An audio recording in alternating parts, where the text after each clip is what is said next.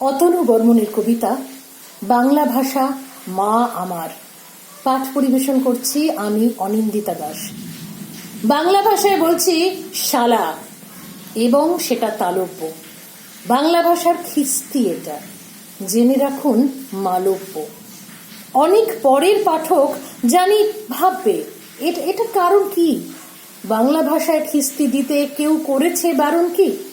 তাদের বলি, yes brother, কৃষক মানে চাষাই হয়। একটা বাঁদর চেঁচিয়েছিল বাংলা নাকি ভাষাই নয়।